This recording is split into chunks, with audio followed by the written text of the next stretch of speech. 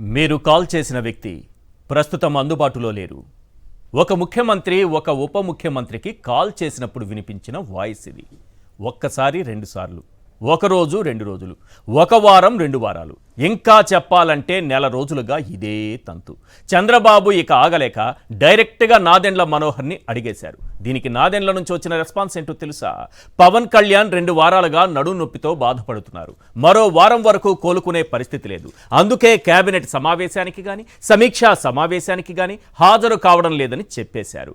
అయినా ఇదే విషయం చంద్రబాబు కాల్ చేసినప్పుడు పవన్ కళ్యాణ్ చెప్పొచ్చుగా. ఒక సీఎం కాల్ను అవాయిడ్ చేయడం అంటే మామూలు విషయం కాదు. ఇదే ఇంకో మంత్రి చేస్తుంటే పరిస్థితి వేరేలా ఉండేది. అయినా నాదెండ్ల చెప్పారు కదా అని మరోసారి సీఎం గారు ట్రై చేస్తే, మీరు కాల్ చేసిన వ్యక్తి ప్రస్తుతం అందుబాటులో లేరు అని తెలుగులో రాలేదు, మలయాళంలో వాయిస్ వినిపించింది. ఇప్పటికి సీఎం గారికి ఓ క్లారిటీ వచ్చేసింది, మీకు కూడా వచ్చేసే ఉంటుంది. నడునొప్పితో బాధపడే వ్యక్తి అకస్మాత్తుగా కేరళ టూర్ ఎలా వెళ్ళారు, ఎందుకు వెళ్ళారు, వెళ్లే ముందైనా తన నడునొప్పి గురించి సీఎం గారికి ఎందుకు చెప్పలేదు? ఎందుకంటే ఒకరిది బ్లాక్మెయిలింగ్, మరొకరిది బార్గెయినింగ్. అర్థం కాలేదుగా? సింపుల్గా చెబుతాను వినండి. పుత్రుడి ప్రమోషన్ కోసం తండ్రి తాపత్రయం, అన్నకు మంత్రి పదవి కోసం తమ్ముడి ప్రయత్నం. ప్రస్తుతం సీఎం డీసీఎం మధ్య నడుస్తున్న పంచాయతీ ఇదే.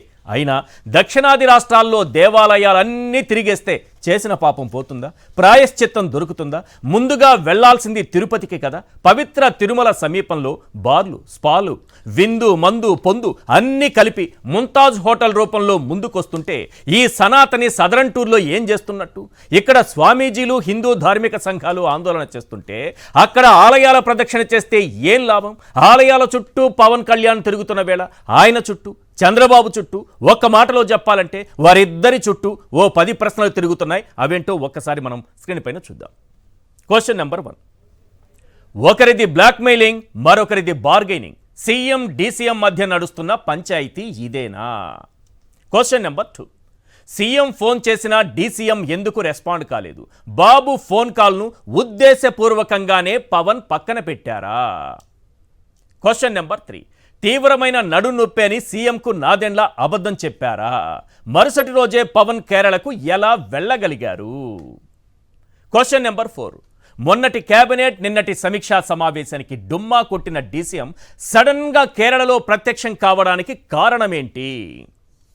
క్వశ్చన్ నెంబర్ 5, పరిపాలనను పూర్తిగా పక్కన పెట్టి పవన్ సైలెంట్ మోడ్లో ఉండడం వెనుక అతిపెద్ద స్క్రీన్ ప్లే నడుస్తోందా? క్వశ్చన్ నెంబర్ 6, లోకేష్ను సీఎం చేసే ప్రతిపాదన చంద్రబాబు డీసీఎం ముందు పెట్టారా? దానిపై పవన్ కళ్యాణ్ రియాక్షన్ ఏంటి? క్వశ్చన్ నెంబర్ 7, అన్నకు రాజ్యసభ అడిగితే కాదన్నారు, మంత్రి పదవి ఆశ చూపి ఆలస్యం చేస్తున్నారు, అందుకేనా ఈ సైలెంట్ మోడ్? క్వశ్చన్ నెంబర్ 8, బేరసారాలు పూర్తయ్యే వరకు పవన్ కళ్యాణ్ రాష్ట్ర పరిపాలన, బాబు ఫోన్ కాల్స్ ఏవి పట్టించుకునే అవకాశమే లేదా? క్వశ్చన్ నెంబర్ 9, ముంతాజ్ హోటల్ పేరుతో హైందవ ధర్మాన్ని అవమానించి 7 కొండలకు గుండు కొట్టేస్తున్న సనాతని ఎందుకు పట్టించుకోవడం లేదు? క్వశ్చన్ నెంబర్ 10, సనాతని వేషం ధరించి దక్షిణాది ఆలయాల సందర్శన సరే, తిరుమల పవిత్రత దెబ్బతింటున్నా ఎందుకు నోరు మెదపడం లేదు? ఇప్పుడు ఈ 10 ప్రశ్నలు పవన్ కళ్యాణ్ చుట్టూ, సీఎం చంద్రబాబు నాయుడు గారి చుట్టూ, ఇద్దరు చుట్టూ తిరుగుతున్నాయి. ఎందుకంటే ఒకరిది బ్లాక్మెయిలింగ్, మరొకరిది బార్గెయినింగ్.